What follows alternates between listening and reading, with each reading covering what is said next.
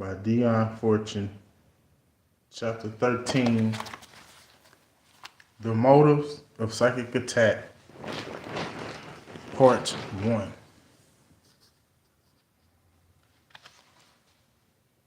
We have noted in a previous chapter that the simplest way to find out whether the victim of an alleged psychic attack is romancing or not is to seek for motives, and if they are not discernible, to give imagination the benefit of the doubt. The commonplace motives of greed, lust, revenge, and fear of betrayal do not need psychic discernment for their discovery, but are perceptible to the naked eye. There are other motives, however, that may be operative in occult circles, but which will be passed by unsuspected by the ordinary investigator.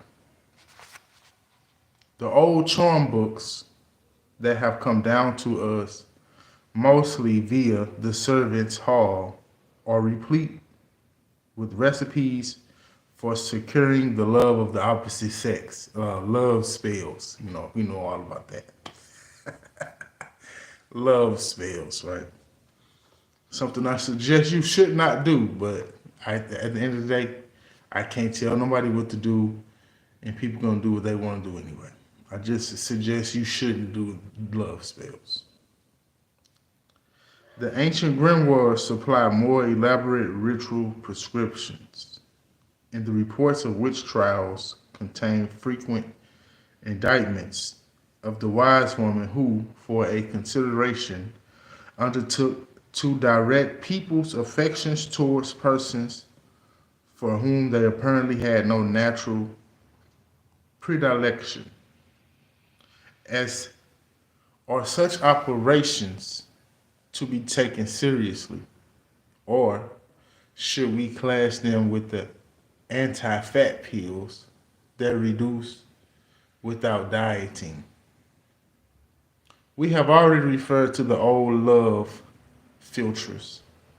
The ancients were well acquainted with the aphrodisiac drugs which excited sexual passion, nor are the moderns altogether ignorant of them.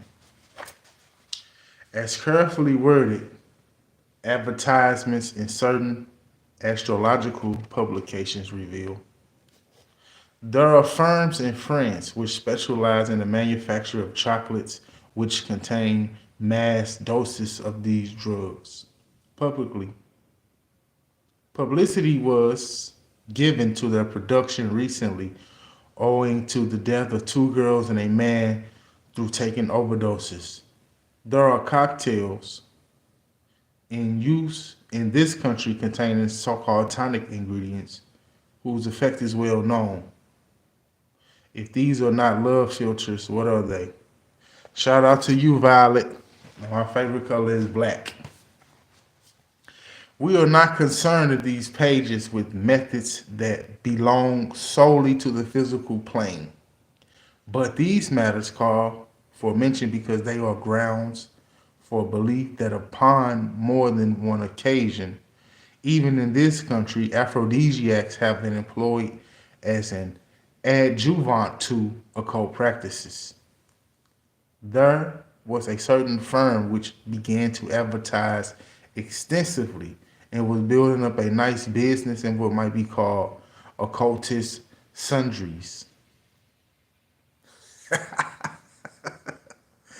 Among other preparations which they supplied was incense for the operation of Venus.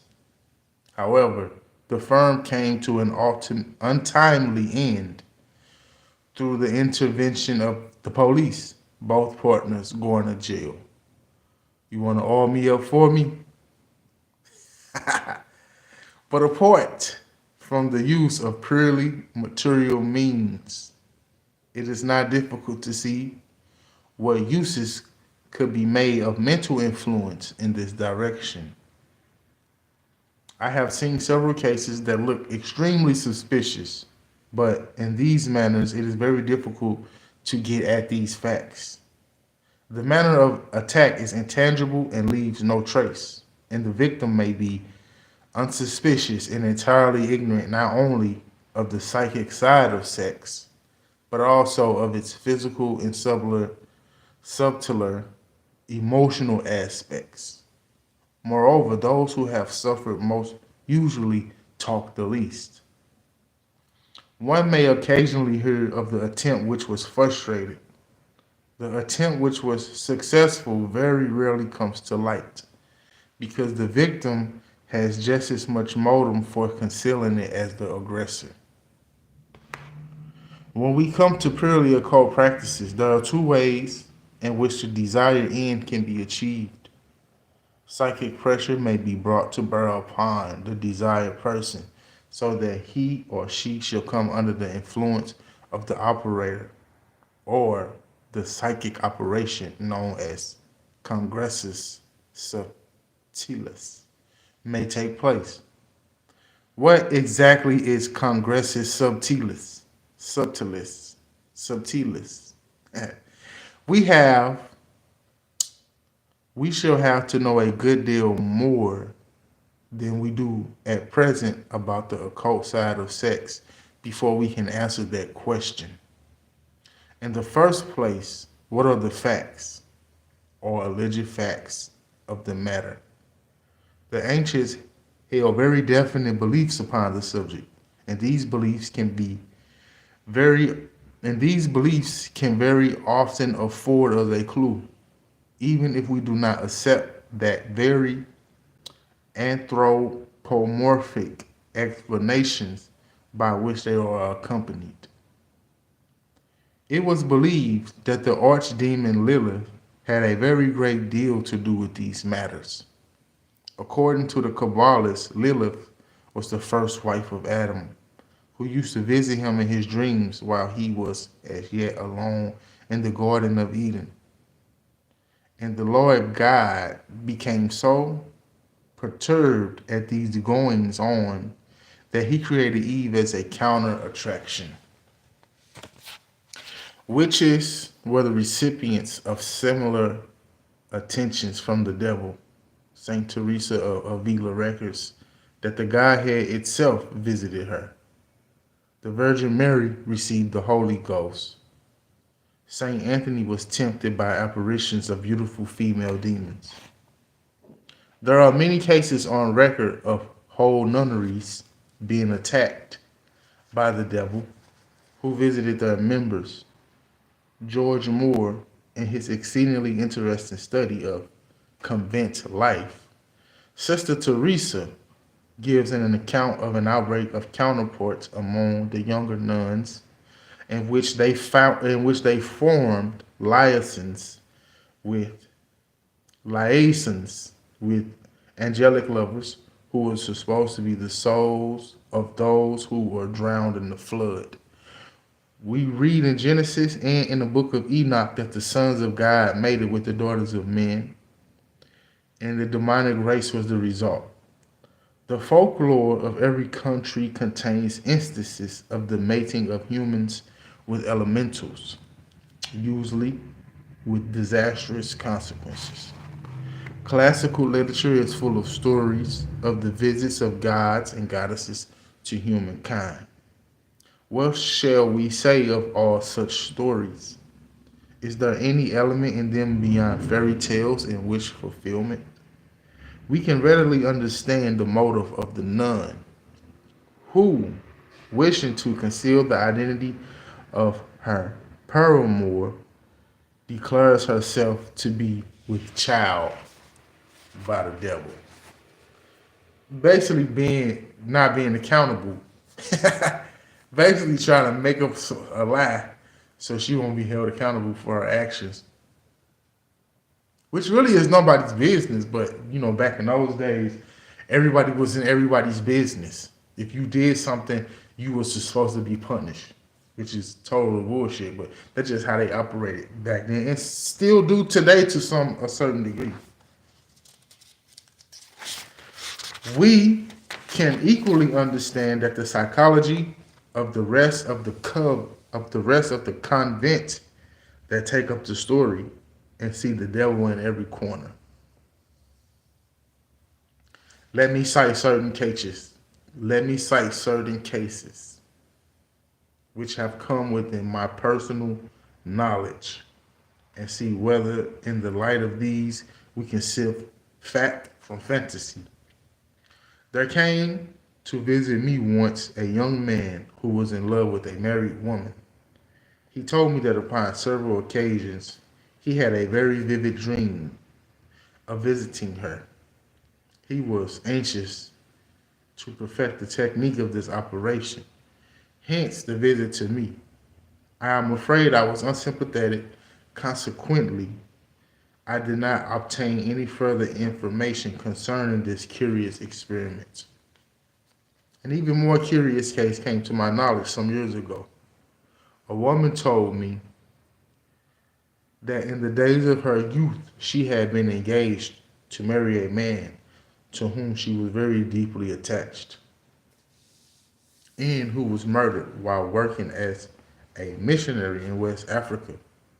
Having lost the only man she felt she could love, she consented to marry a second cousin who had long been in love with her and who was a semi-invalid.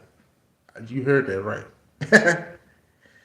Whenever she had relations with her husband, she always visualized the form of her first lover. She herself was short, dark, and petite. Her husband, a blood relation, was similar in type to herself and a weed into the bargain. But her three sons were tall, upstanding blond men of the Nordic type, bearing a strong resemblance to the dead man. The truth of this story was vouched for to me by a friend of the family. I have known personally two alleged changelings. The male had the pointed ears of Pan, and if anyone was ever a son of the devil, he was. The female was a curious and fascinating creature, essentially non-human, and when her child was born, it came into the world with no trouble than a kitten. Both these beings were conceived when their mothers were under the influence of drink, alcohol, and both of them were characterized by the marked callousness, which in one case developed into deliberate cruelty. Although very peculiar to look at, neither of them was in the least defective, both being in fact possessed of considerably more than the average share of brains. Anyone who has any knowledge of the esoteric aspect of sex knows that union is much as etheric as physical. It is this fact which constitutes the real difference between normal union and self-abuse, and explains why the former is vitalizing and harmonizing, and the latter is exhausting and nerve-wracking. We may not conceive it possible for anyone who can project the etheric body or a being whose densest vehicle is etheric to play a part in unions under certain conditions. And if we accept the theory of mediumship or of obsession, which is a pathological form of mediumship, what shall we say concerning the possibility of a union while one or other of the partners is under control? What manner of soul might come through into incarnation under such conditions? Medieval tradition recognized two classes of demons which invade sleep and called them incubi and succubi. These were held to be responsible for lascivious dreams. Lascivious dreams. Modern psychology discounts their services and looks nearer home. The psychic, however, is of the opinion that there is something in the old belief and that the lustful imaginings of men's hearts, and women's too for that matter, do indeed produce artificial elementals according to the method described in a previous chapter, the chapter of elementals that we already went over.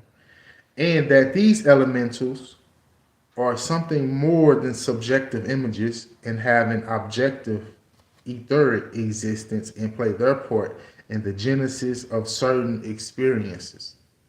For instance, a person may have dreams and fantasies of a lascivious nature, and these may give rise to their characteristic thought forms.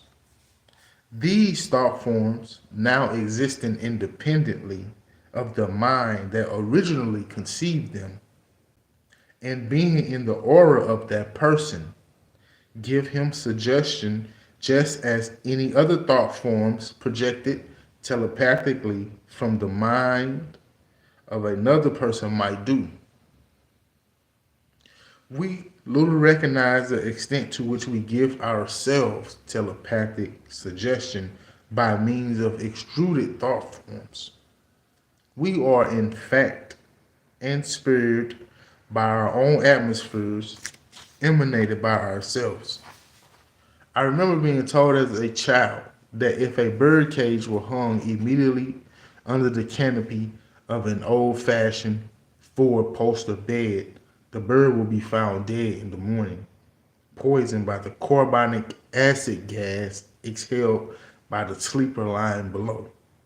We little realize the extent to which we are physically poisoned by our own emanations of unguarded and unpurified thoughts.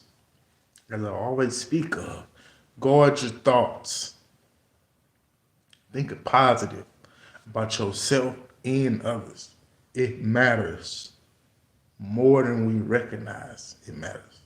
But don't beat yourself up. It's okay.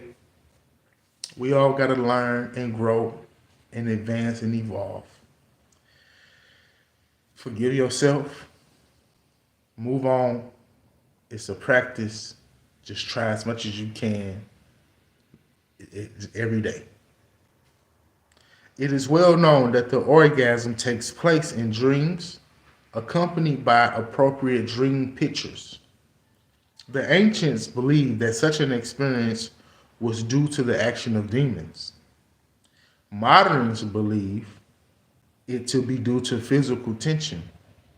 It is not so generally known that there are people, both male and female, who can produce the same reaction at will solely by means of daydreams.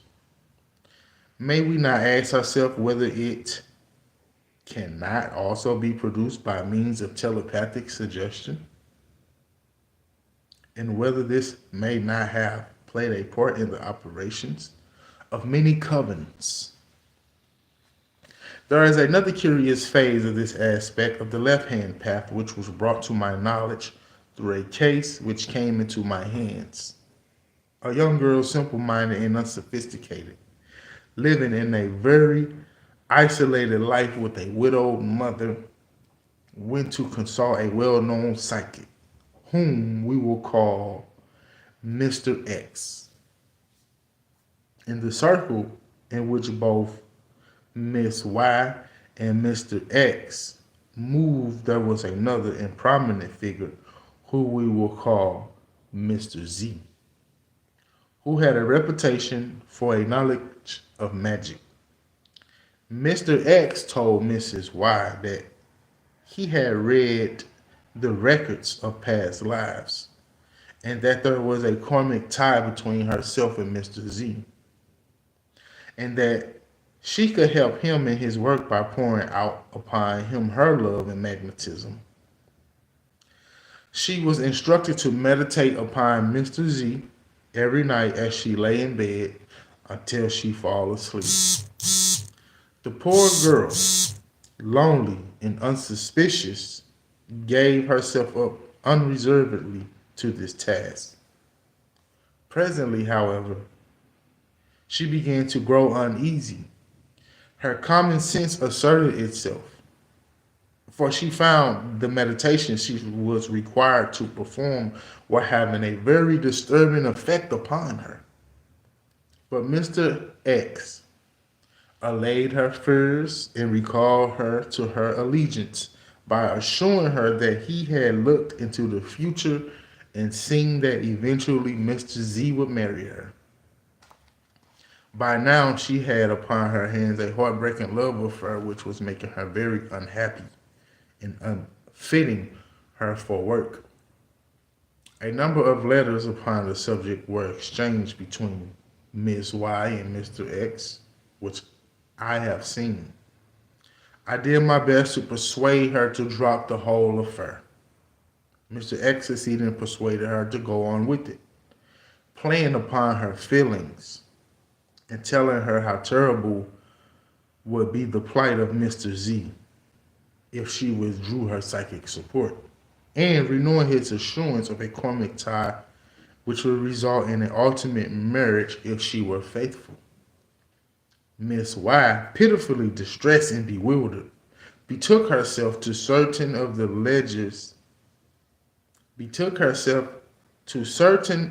leaders of the organization to which all three of them belonged. These people seconded my advice that she should discontinue these practices, but persuaded her to surrender the very compromising letters which were in her possession.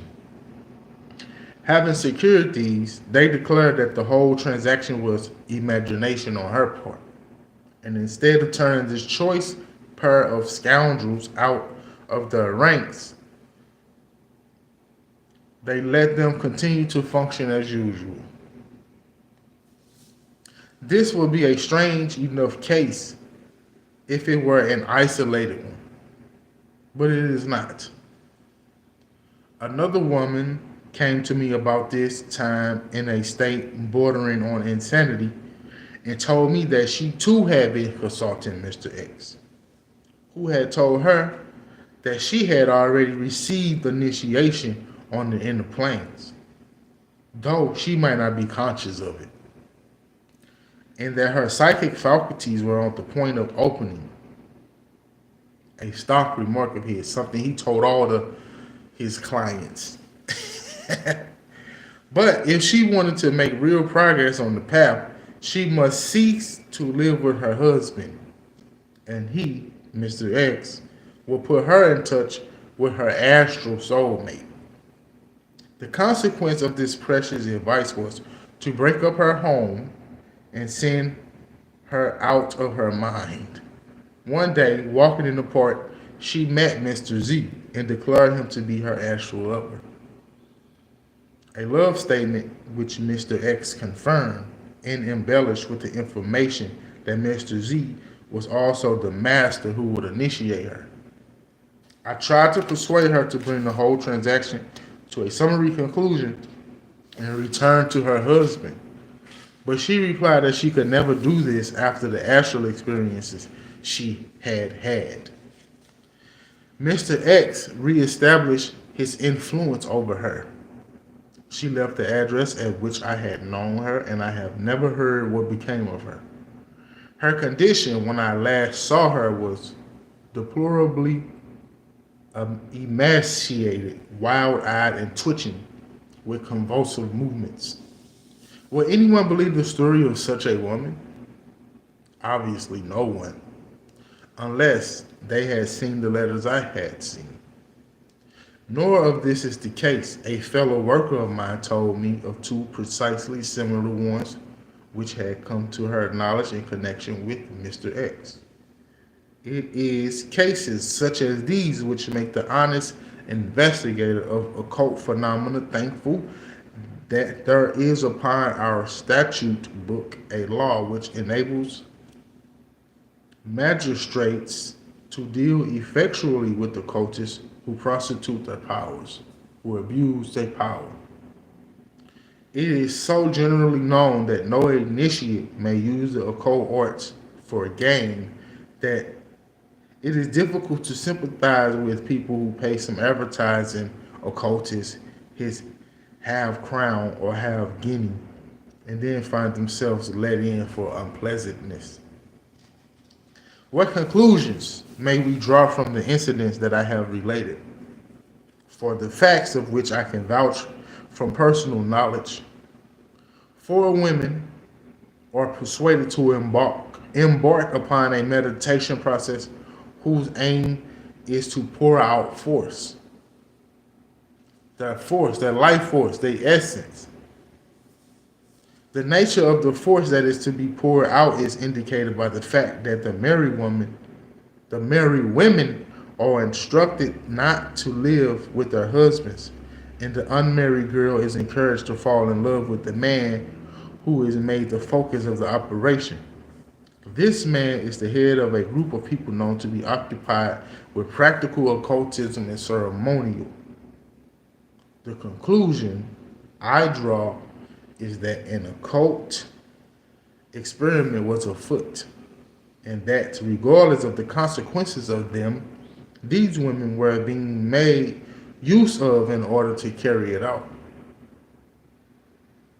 The procurer being the well-known psychic, Mr. X, and the operator, the notorious Mr. Z. The same group have to their credit a recurring series of scandals in connections with unnatural vice. If this was merely vice, as such, it would not come within the purview of these pages. But it appears to be used systematically as a means of obtaining occult power. Those who have any knowledge of the deeper aspects of occultism know that sex force is one of the manifestations of Kundalini, the serpent fire that, according to tantric philosophy, lies coiled at the base of the spine, or in the terms of Western occultism, the sacral plexus, whichever one you like to hear. The control and concentration of the Kundalini force is an important part of the technique of practical occultism. There is a right way of directing it through thought control, the technique of which I have explained in my little book, The Problem of Purity. But there is also another method, which consists in stimulating this force and then directing it into abnormal channels where it will not be absorbed, but remain available for magical purposes. It is for this reason that in certain forms of the black mass, the altar is the naked body of a woman who may either be still living or have been slain sacrificially. A.E.W. Mason gives an account of such a transaction in his book, The Prisoner in the Opal. Less expert operators, however, cannot control this form of force. As soon as they generate it, it has to go to its logical conclusion. They therefore employ another type of stimulus, not the woman, but the boy or youth. The practice of pederasty in connection with occultism is very old and was one of the causes of the degeneration of the Greek mysteries. I have dealt with these subjects in some detail in another book of mine, Sane Occultism. Particulars of the actual cases can be found by reference to the Files of Truth, the journal already referred to. So this goes back to, if we quote the Bible, we say, what does it say? Put your trust in God. Y'all know that Bible verse, how it go? Put your trust in God, for God will never fail you. Don't put your trust in man, because man will let you down, or something like that. Y'all know what I'm talking about. I don't know it verbatim, but y'all know what I'm speaking of. So it's the same, like Always trust in yourself. Don't be putting people on a pedestal. Don't be thinking somebody came to save you, because the power is in you. God said, I have given you dominion over all things on this earthly plane. So that means you got the power to do whatever you need to do. You just need to believe in yourself. And like I was saying, guard your thoughts and think as positive as you can. That don't mean you have to be hysterical or frantic. It don't mean that you won't have days where you not as joyful as you could be. You know what I'm saying? The law of rhythm is things go up and down. So you're gonna have good days and you're gonna have bad days. But you can always observe the good day and the bad day by not letting your thoughts get the best of you, by not letting your emotions go get out of control. Because what do people do when their emotions get out of control? They get frantic, they become fearful, they panic, they can't think straight. Some people freeze up, they can't even move. You see what I'm saying? So, but like I said, it's a practice. It's not something to be ashamed of. It's not something to make people feel less than, or I'm not being critical. I'm just saying you got the power. That's all I'm trying to say in the basic way, without quoting Bible verses and saying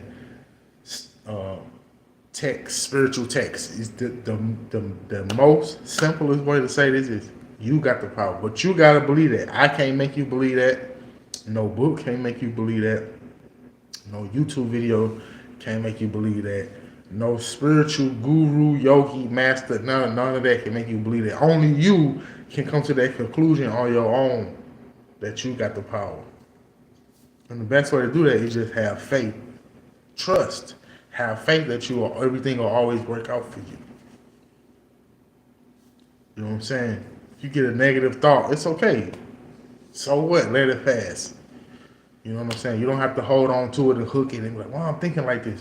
Just let it go. It'll pass. You know what I'm saying? And get back on track. But that's the end of the chapter. Peace and love. I'll see y'all next time. And thank y'all for the few viewers and a couple of likes. I appreciate it.